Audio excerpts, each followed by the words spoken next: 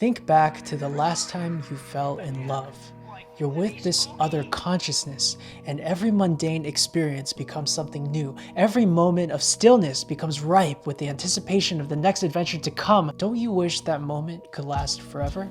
Tales from the Loop is a science fiction drama with 8 interweaving, mind-bending stories of people who live above a machine called the Loop. The whole season, 8 episodes long, is worth a watch, but today I want to talk about one episode called Stasis. It's about a teenager who falls in love and refuses to let go of that moment, and coincidentally finds a device that lets her stop time so she can actually stay in that moment forever. There is an overarching story across the season, but most of the episodes are pretty self-contained, so you can enjoy just this episode if you're on a time crunch. I wanted to talk about this episode because I thought the story was good, but it stars 2 Asian Americans, and I loved the way Asian Americans are portrayed in this episode. Better Luck Tomorrow by Justin Lin was my favorite for a while by default, because that was the only film kind of about us. Even though the kids in that movie were not heroes, it was compelling because the characters felt real.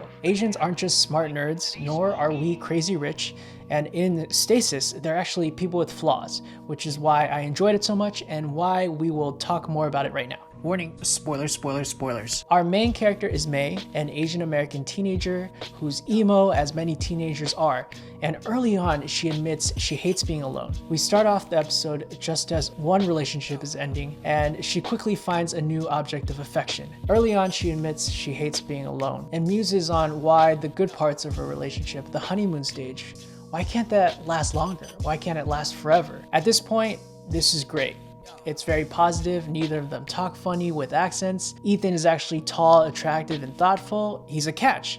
And then the show throws us for a loop and reveals this dude has a deformed foot and walks with a limp. We had so many positives going.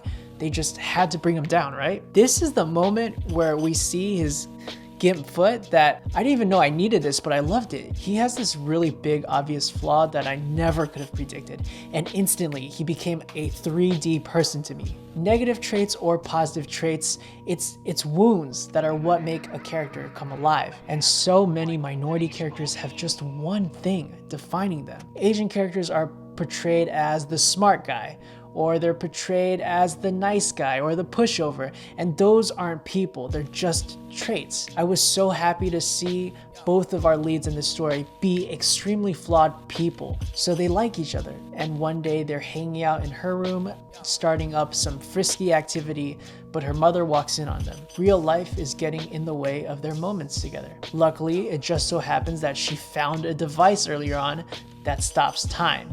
And it's a really cool effect when they do it. Everything just stops in place, so people are in mid-drink, the liquid is frozen, you see birds in the air and they're not moving. Obviously, if they were frozen as well, this wouldn't really make much of a film or show. So there are metal bracelets that 2 people can wear, and as long as you have them on, you are immune to its effects. May puts one on, gives the other to Ethan, and clicks it on.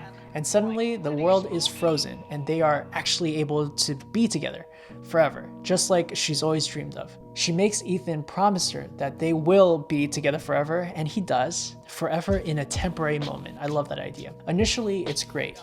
They explore the frozen city. He teaches her how to shoot arrows because he loves to hunt, another cool detail to flesh out his character. They sleep together on the streets in public on May's behest while everyone's frozen around them. And it's really cool. We learn about them as they learn about each other. Unfortunately, as you may have predicted, forever is a long time for a relationship. And they get in a fight, and May will rub people the wrong way because Ethan's a genuinely nice, more passive dude. May is popular, pretty, and intimidating and impulsive, and she could actually be that mean popular girl in a lot of coming of age stories about the shy girl. In most films, we're rooting for the not Maze. It's the shy character with glasses, and she has a good heart and just needs confidence to know she's beautiful. May is not that character. She starts off this show casually ending things with a pretty popular dude, and when things start to unravel with Ethan, it's due to her own insecurities and anger. And this is shown when, in the peak of their fight, she hits him where it hurts. So things were going well until a supply run. They wander into a house, and in the bedroom, room, she catches a man with a woman mid-coitus. She realizes that the woman is her mother and the man is not her father. Her mother was having an affair. This instantly destroys her original worldview that things could last forever, including her parents' relationship. This is understandably traumatic and she can't process it. Ethan's trying to calm her down, but she doesn't want to listen, and in her anger, she calls him a cripple. Ethan's deformity is his greatest point of insecurity, and she uses it like a dagger to dig in and really hurt him. I really genuinely disliked her in that moment, but I could also understand what led up to it and why she felt that way in that moment. In the end, she realizes she did overreact and goes to look for Ethan. In that final devastating scene, she's unloading her feelings and insecurities onto him, only to find that he's actually frozen.